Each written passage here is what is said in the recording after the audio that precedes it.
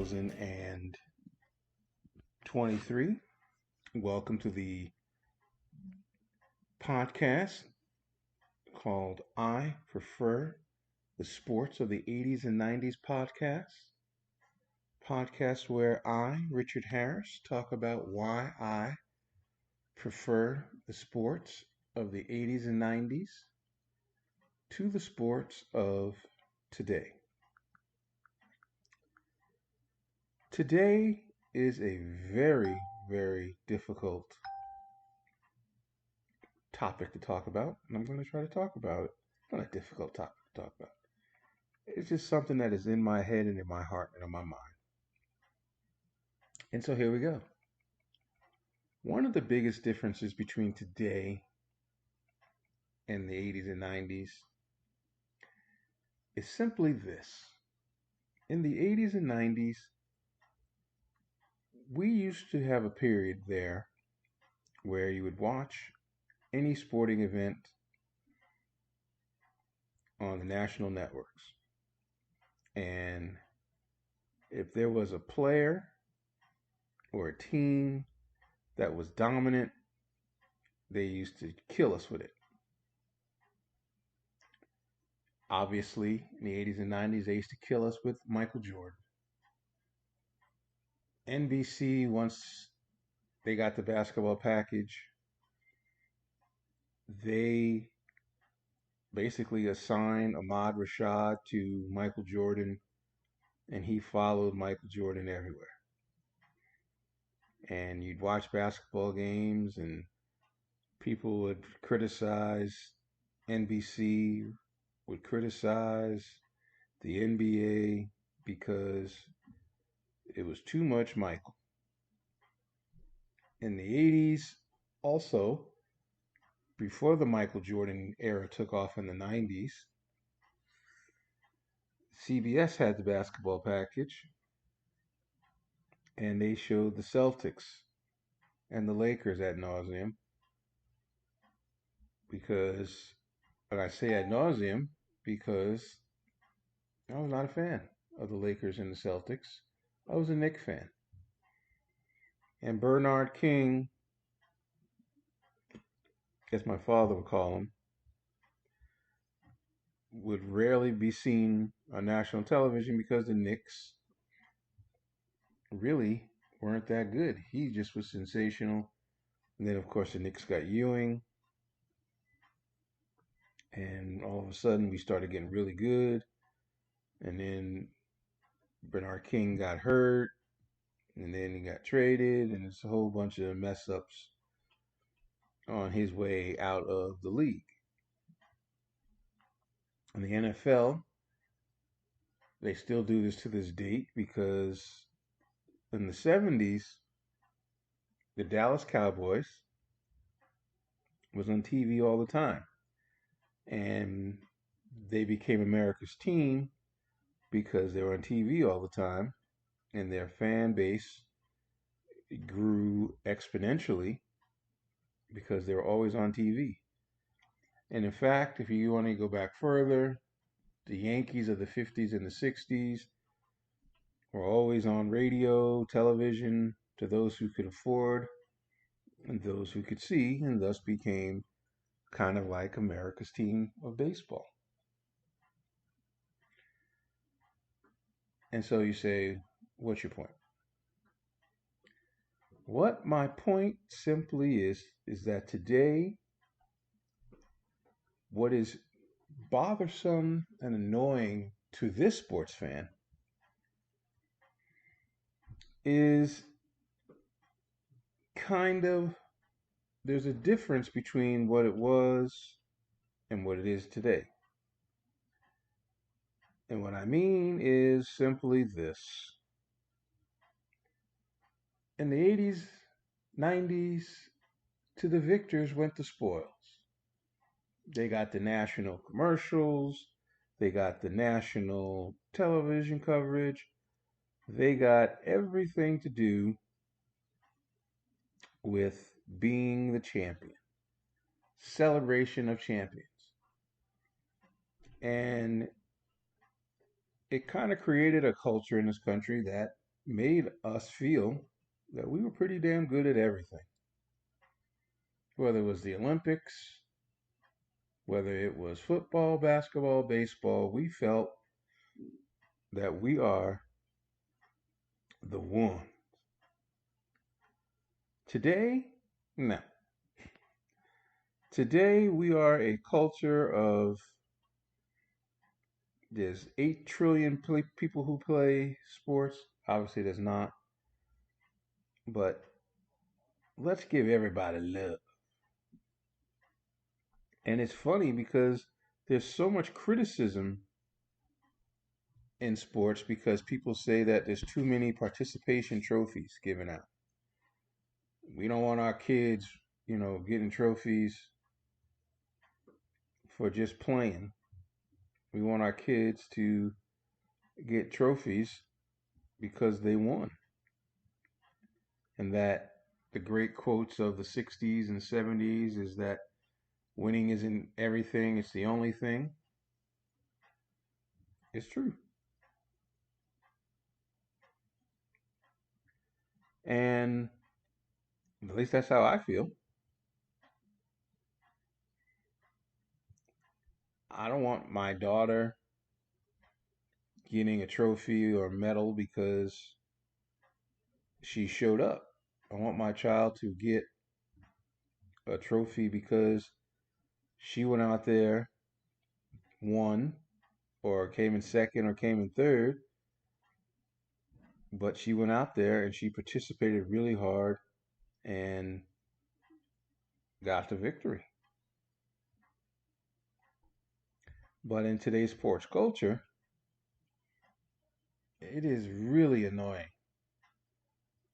And the biggest mistake that I've made is that you join a page and it's supposed to be all encompassing, excuse me. I joined a page that was all pro, says all NBA access. And so far, everything on this page has been about the Lakers. When I turn on ESPN for the last 3 years, everything in basketball has to do with the Lakers. Now, the Lakers did win a championship in the last 3 years, but they haven't won the last two. And the year that they did win, people kind of say it's tainted because they won it in a shortened season. And essentially, some people don't feel that it's a true championship because, as I was trying to explain to someone yesterday, or explain yesterday in yesterday's text, a podcast about Mother Nature, is winning championships, winning football games is about being able to do things anywhere, anytime, against anyone. And so when you're always playing in good weather, you are at such an advantage over people who are playing in bad weather. Or in this case, for today's argument, in the bubble championship for the Lakers, yes, everyone got to play under the same circumstances. But sometimes you play better in certain places than you do in others.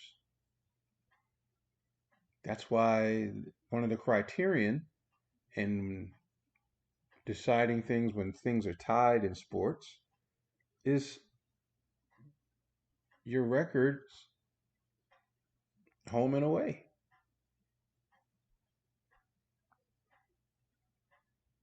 And if you're a better home team than you are on a road, or if you play better at home, you're going to play better at home in the playoffs.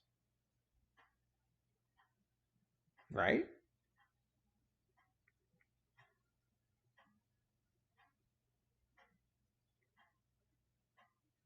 And so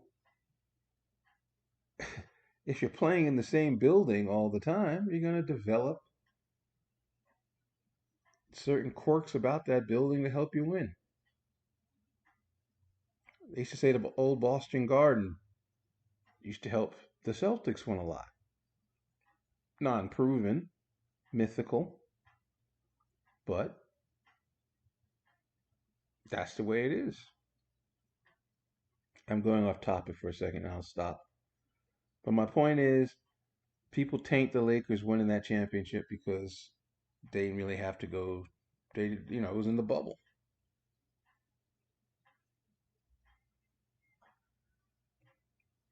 And so they're constantly talked about every day.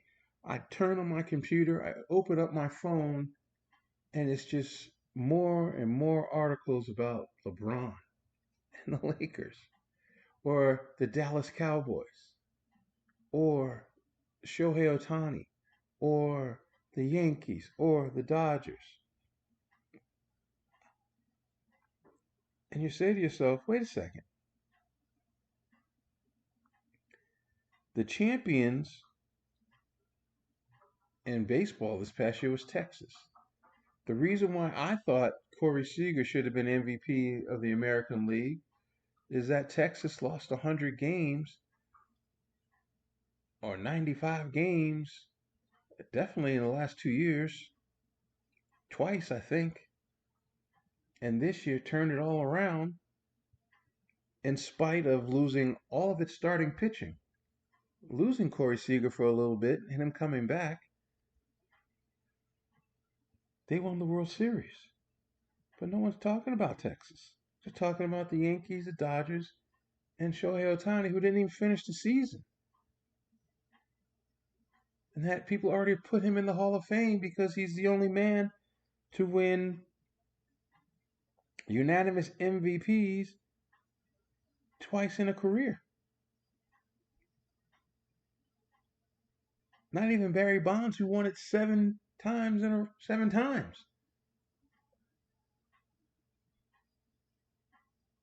Did it unanimously twice.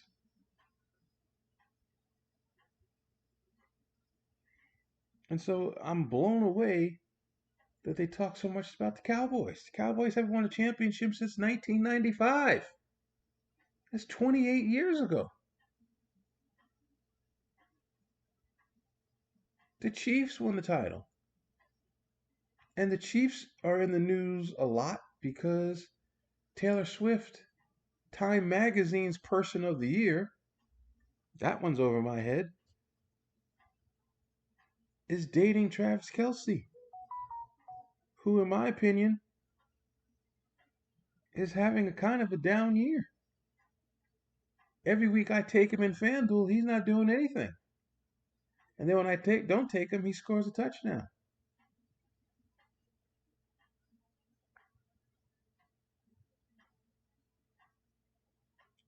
And Mahomes, yes, he's in every commercial. But they don't talk about Mahomes. They talk about Aaron Rodgers, who hasn't played. He played 4 plays this year. Aaron Rodgers going to New York got Pat McAfee a job at ESPN because he was going to be the Aaron Rodgers whisperer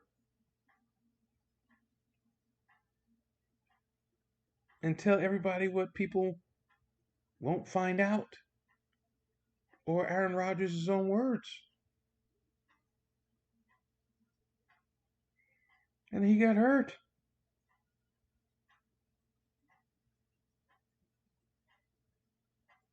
But yet they talk about him all the time.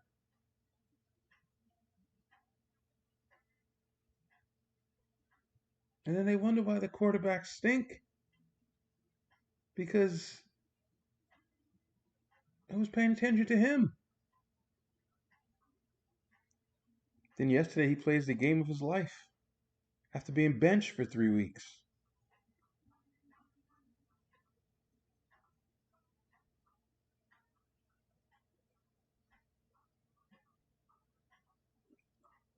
The Denver Nuggets are the NBA champions.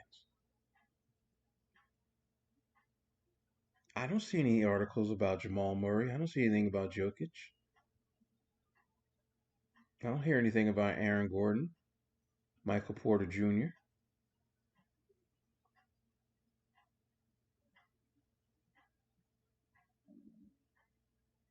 But yet, they absolutely crush us every day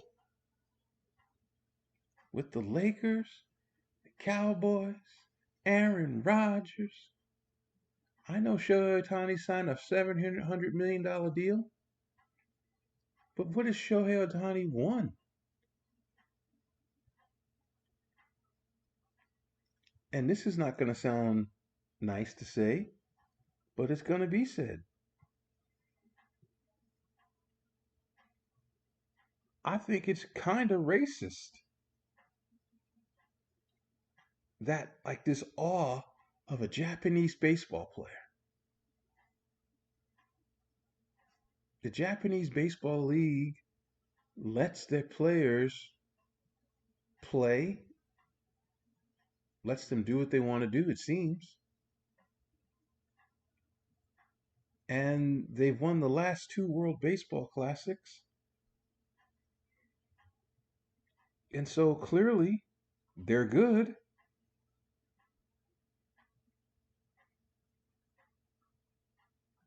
So why are we so like, oh my God, we have never seen anything like this?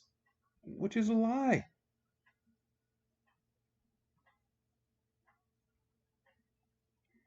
American baseball players play both positions, but when they get into the NBA, or the NBA, the Major League Baseball,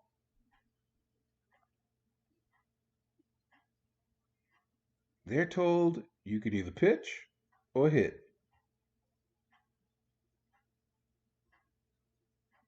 Simple.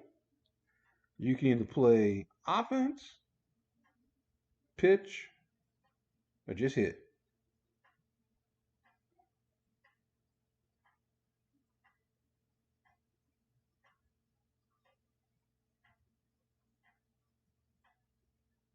But Otani's got this control where it's like, yo, I'm coming to your country. I'm going to play your baseball, and I'm going to do what I want to do. And teams say, all right, we'll see. In his first year, he stunk. He couldn't get used to pitching with the American baseball. It's a different baseball.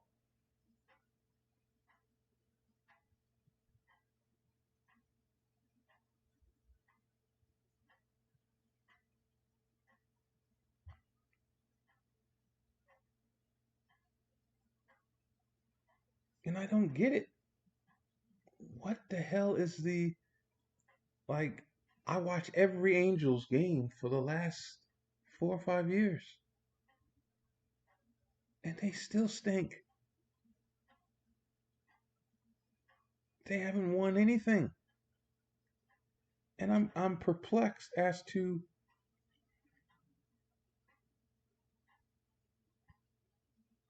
why everything is about the losers and not the winners.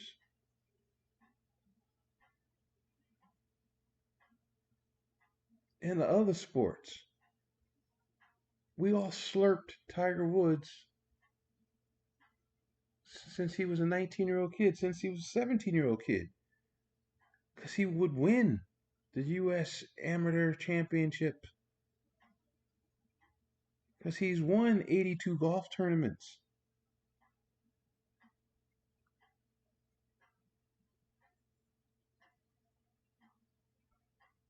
We like Phil because he won 40 championships and majors.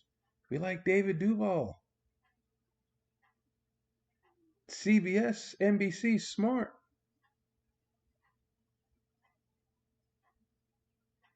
What they do is they say, last week's champion, Justin Thomas, is playing this week in the Heritage Classic. It'll be on CBS. They promote the winner.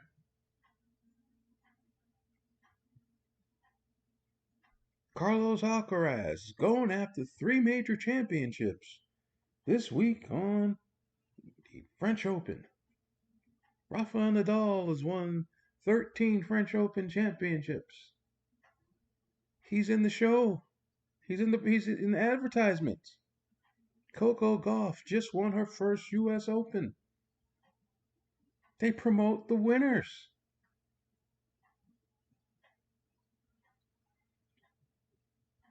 Not the networks.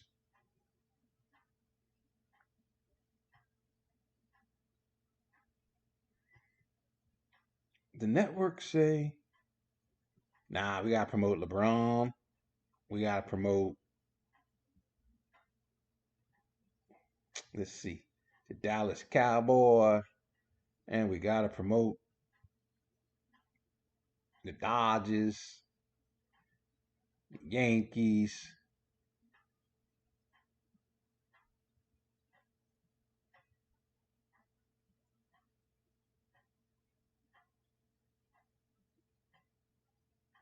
Not the winners, not the Nuggets.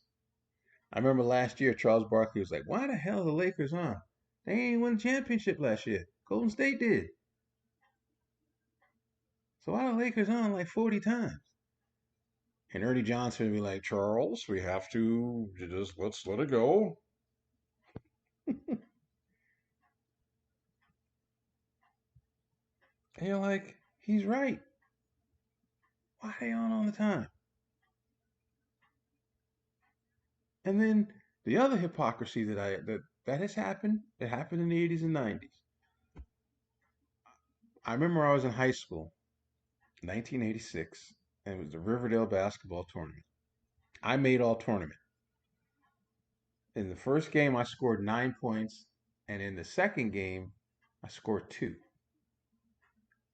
Now, the second game, I was awarded my points for 1,000 points to give me 1,000 points for my career.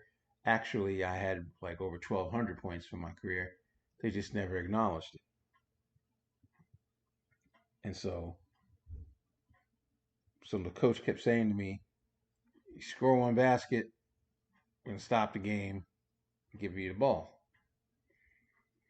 Now, mind you, I got hurt in the previous game. I couldn't lift my arm above my head, and so I don't even know how I played the game because I actually destroyed my collarbone. Should have been in a sling.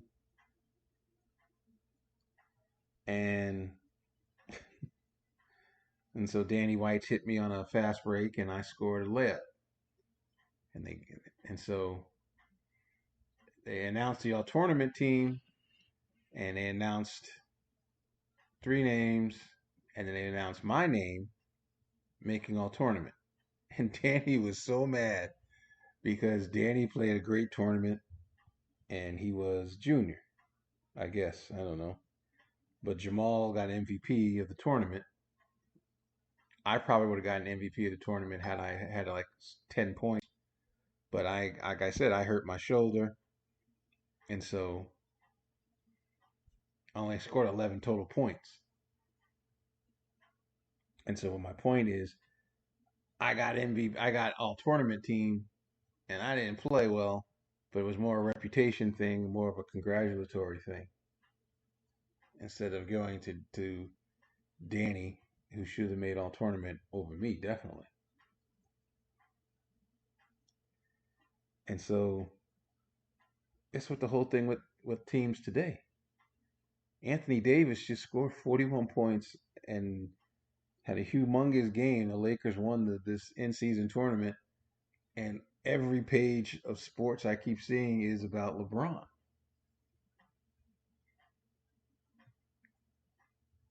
And you're like, he played a good tournament, but he wasn't the best player on the floor. Anthony Davis is the reason why they won his last championship. Anthony Davis is the reason why he won this tournament.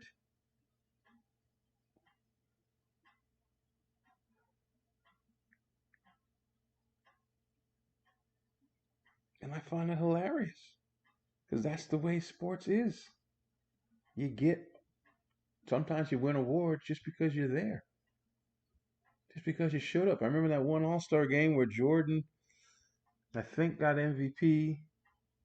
of the game, but it was like Glenn Rice was on fire. Glenn Rice is the reason why they won the game or something like that. To the point where Jordan was like, gave their trophy to Glenn Rice.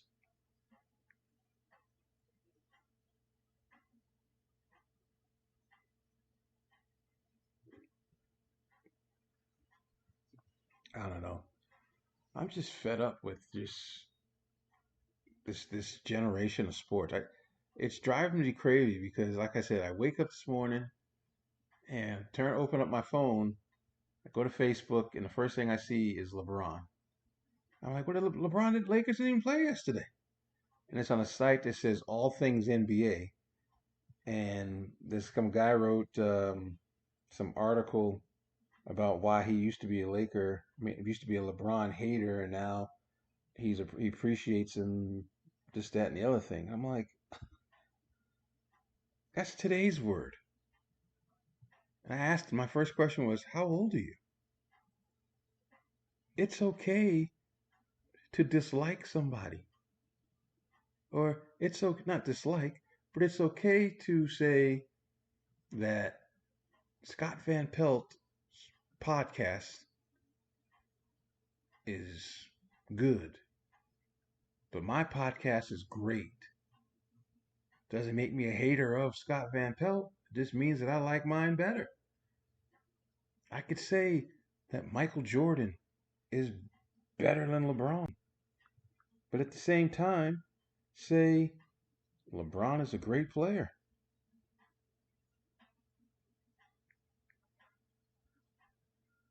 and not hate him. That doesn't mean I hate him. It just means that Michael Jordan is 10 times better than LeBron.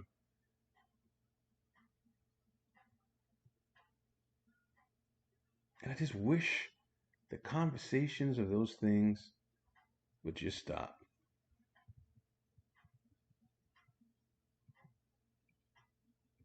That should be the conversation.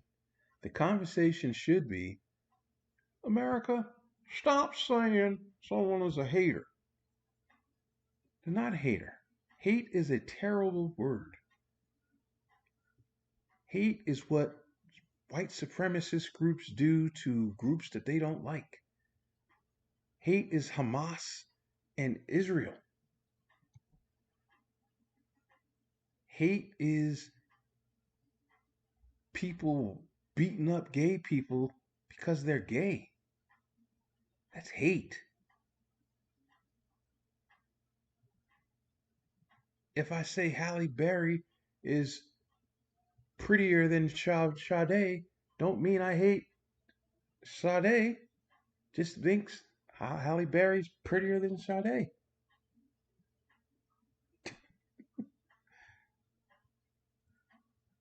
It's that simple. I wear blue a lot. Doesn't mean I hate red.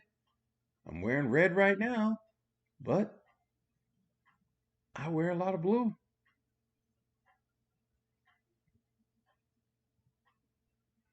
Doesn't mean I hate red. I get a lot of compliments when I wear red, but I get just as many when I wear blue.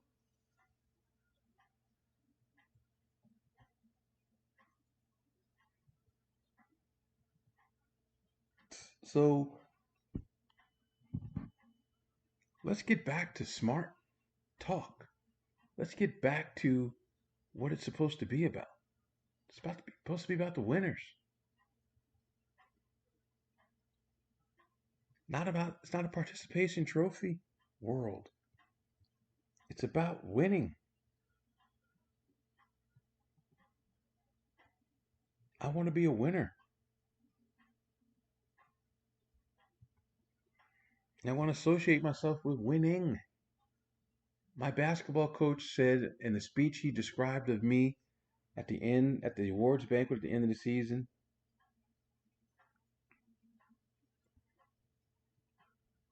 he said, Richard Harris is a winner.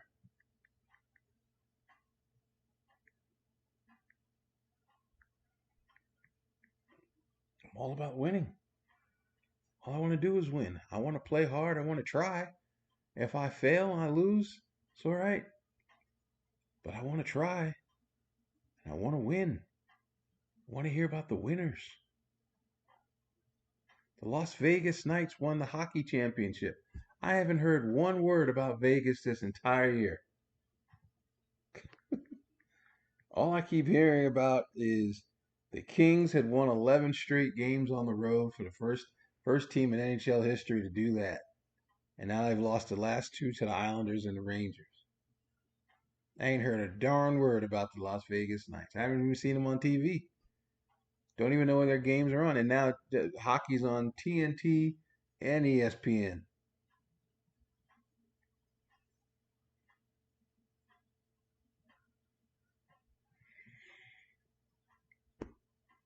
Scott Van Pelt's thing he has on his show on ESPN, it's all about the winning. It's all about winners. And I just wonder why in today's world it isn't. Look